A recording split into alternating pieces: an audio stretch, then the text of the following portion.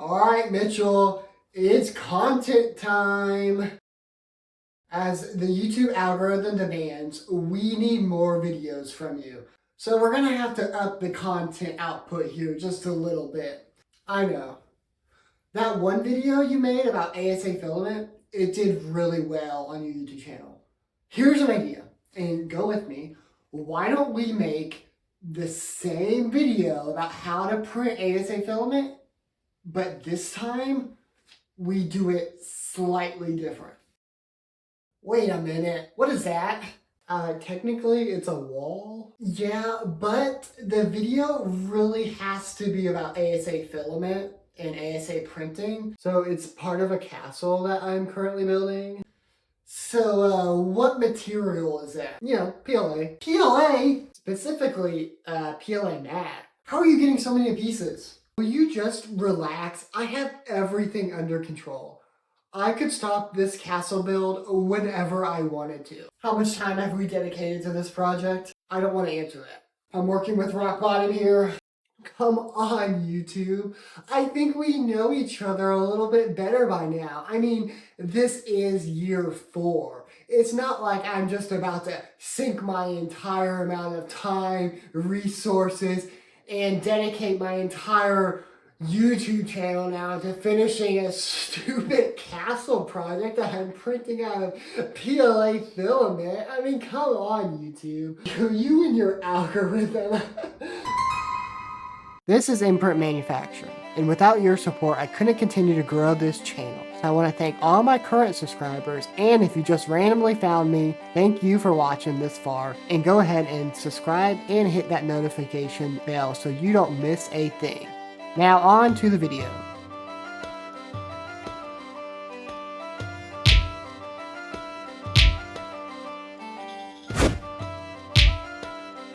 The quest for the best extruder has taken me far and wide. And by far, I mean the walk to my keyboard. And by wide, I mean Amazon. I've went through and reviewed some Bowden extruders like the NF's 3-in-1 and Big Tree Tech's 3-in-1 hot end. And I've also looked at Anycubic's i3 Mega. The list is long and I could be here for a while if I'm listing all the Bowden extruders I've looked at. But now I set my sights on the direct drive extruders. As you know from previous videos, I was not a fan of the Micro Swiss extruder, and you should watch episode 19 for that review. For this rankings and reviews, because of the disappointment I saw with the Micro Swiss, I purchased BNew's H2 V2S Lite direct drive extruder. Now, I must express some ground rules before we begin. I understand there are various 3D printers on the market which you can use an attachment bracket and upgrade your printer, but my video is not about upgrading your existing printer,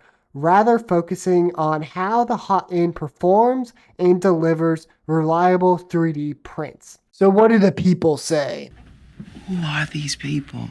As of recording, the extruder sits with a total of 225 reviews and a 4 out of 5 star rating. Personally, I like to read the worst reviews, the 1 stars, the ones who definitely have some buyer's remorse, and see if I can learn anything about the product. Just Zach says he only got it to work for 1 test print before clogging, and then dealt with another clog after that, and some more issues with screws and hardware.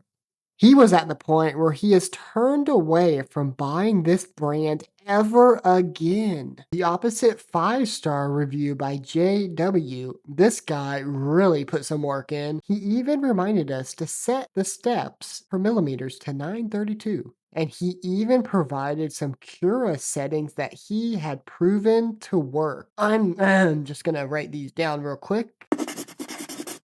Here's your gold star, JW.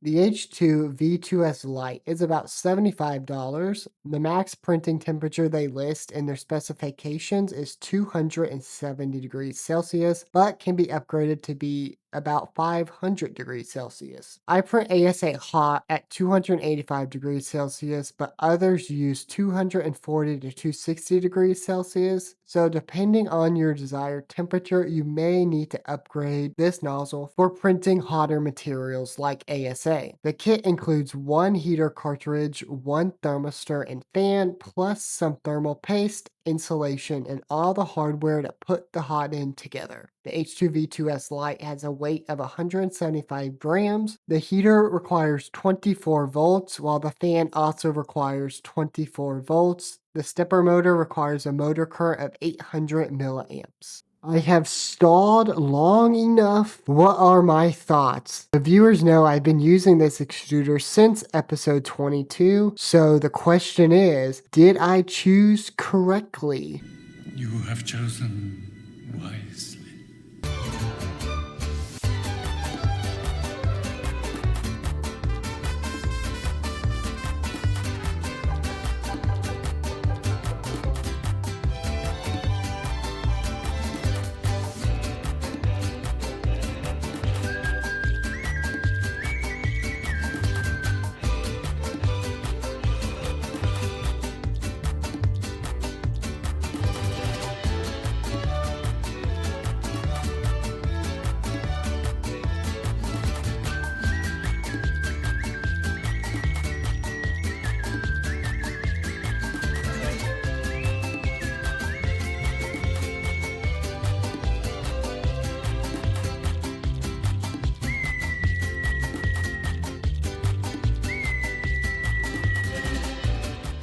So I bet you're all wondering, after using the extruder and printing so many PLA parts, what would my final grade be for the H2 V2S Lite?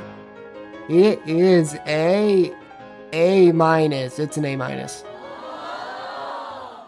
I know, so surprising. The extruder has a simple design, and after numerous prints, it has proven to be quite reliable. The all-metal hot end has not clogged once, and the gear does not slip against the filament. The materials and hardware that are used on this extruder have stood and no issues when I assembled or even ran the extruder, and I put some hours into this thing. The castle print was a 22-hour job. I've not had any leaks, and I did heat tighten the nozzle as shown in episode 22.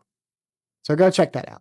And now, to forever live in the canon of imprint manufacturing in my YouTube channel, the rankings of the extruders I've tested so far. NF and Big Tree Tech's 3-in-1 are my favorite extruders, and because they're Bowden, they're going to be at the top of my list. The Bowden extruders have a certain advantage I like in that I use over direct drive extruders, mainly being the weight and the interchangeable of filaments for dual color printing. It's just easier to work with. Anycubic's i3 Mega I tested a long time ago and had some leaking issues and were cheaply made and left the user to attach the fans, so that's why I put them at a C. As ranked here in this video, the BNews H2V2S Lite, which I'm putting at an A-. It's a solid extruder, and I've had no difficulties using and installing to produce reliable prints. And the BNews H2 V2S Lite completely, just utterly destroyed the previously tested Micro Swiss NG direct drive extruder. So yes, if you're buying a direct drive extruder, I would recommend the H2 V2S Lite over the Micro Swiss. The H2 V2S Lite is a cheaper direct drive extruder than the Micro Swiss, and made with better quality and had no issues like clogging, and was way more reliable when I was producing multiple prints than the Micro Swiss. And I would like to emphasize how much easier it was with the H2 V2S Lite extruder just to simply swap out filaments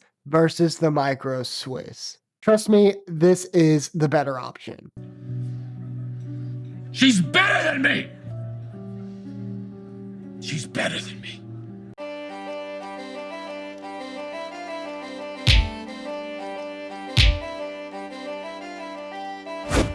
Thank you all for watching this video. If you enjoyed the video, please leave a like and comment. Check out the links which are listed in the description below. I hope your 3D printing turns out awesome, and I'll see you all in the next episode.